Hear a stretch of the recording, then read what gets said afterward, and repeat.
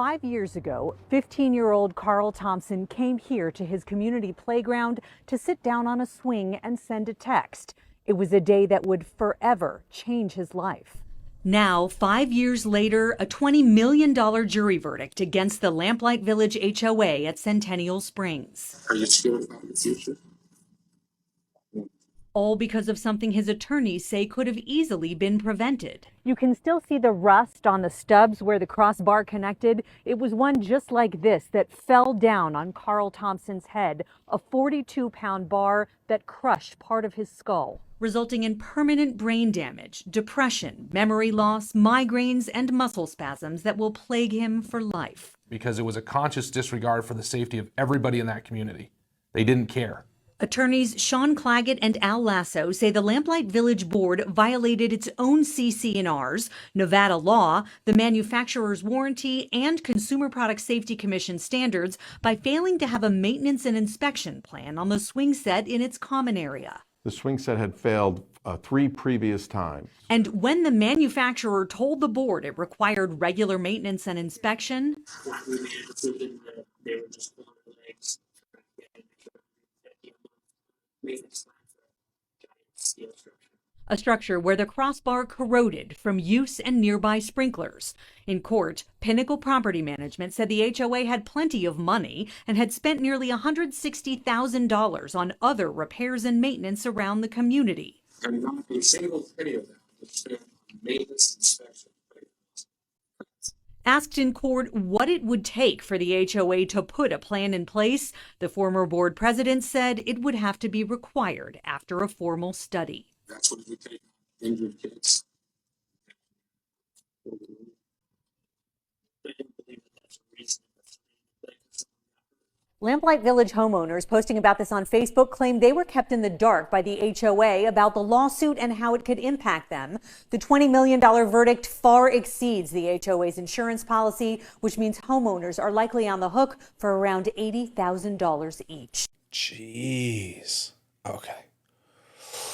Wow.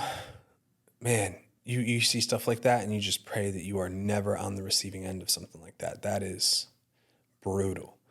And here's the difference between negligence and an accident or an act of God. Negligence, you're made aware of. Someone tells you about this unsafe condition and you choose not to do anything about it. That's negligence. If you didn't know about it and it's a freak accident, it happens and you tried your best or nobody had made you aware, that's a different thing. So it sounds like they were definitely negligent. And I also can see how an HOA could get into this situation because a lot of times people just want to save money and they're like, I don't want to, they don't allocate the funds or it's not a top of their priority. They think it's a little issue. And then the probability of something that severe happening because of a damaged swing set or an unmaintained swing set, like it wouldn't be something that I would like red flags, like someone's going to, be permanently injured by this swing set is not what goes through your head. So I can see how they get into that situation. It's just tragic, right? It's tragic for everybody involved. And now at the end where it says, everybody's on the hook for 80 grand, that's tough.